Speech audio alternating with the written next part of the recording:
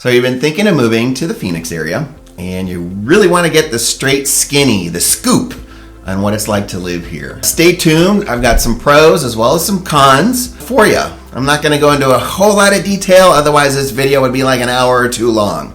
So here we go.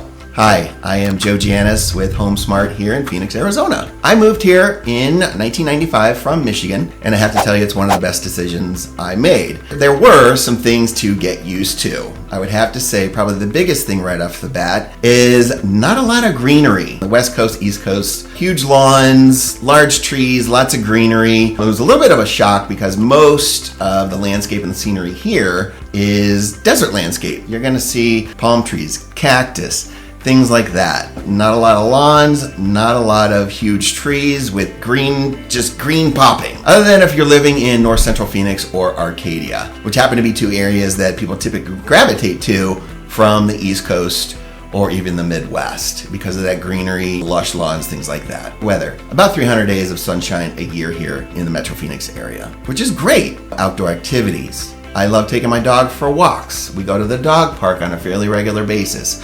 Hiking, biking, boating, golfing, just being outdoors. October through May is some of the most beautiful weather, some of the most temperate temperatures we have. It makes it really beautiful. On the flip side of that, and I'm gonna get into the con really quick, and we have a running joke here, it's a dry heat.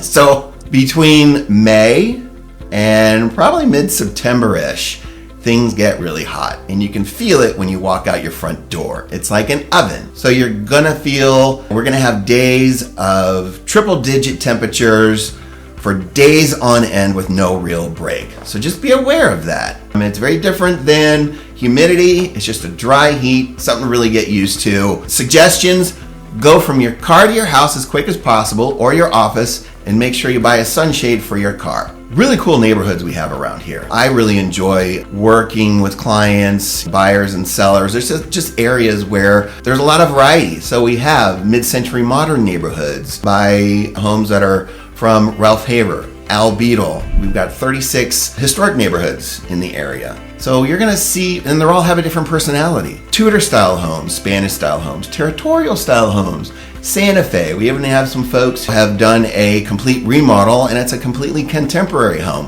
which may not fit, but still, lots of variety, lots of just visual differences. So it's not like walking down a road and you're gonna be like, ooh, that house is exactly like that one and that one and that one. And where does my friend live? So anyway, a lot of variety, which is really cool, at least as far as I'm concerned. And maybe you too. I will say too, when it comes to neighborhoods and walkability, things like that, we are very different than places like Chicago, maybe Seattle, New York. We're not very walkable here. There are some neighborhoods that they're close to the light rail, they're close to some restaurants and shoppings, but for the most part, living in the Metro Phoenix area does require that you have a car. Nightlife and food. Boy, I gotta tell you, I have seen all kinds of different types of food venues. It is not just a chain restaurant area. It was, but not anymore. So you've got dive bars, you've got local restaurants, you've got farmers markets, you have lots of locally owned places that are Chinese, Ethiopian, Indian, Mexican,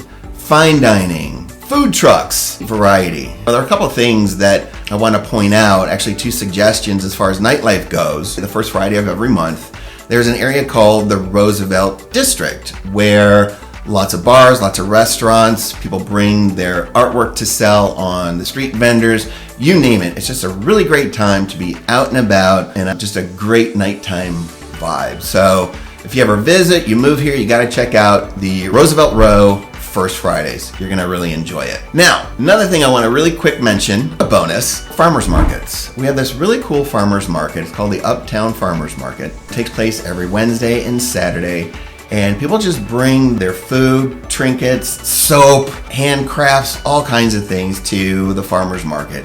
And it's a great community event. Meet your neighbors, just a great vibe. It's in the North Central Phoenix neighborhood, southeast corner of Bethnia Home Road and Central Avenue.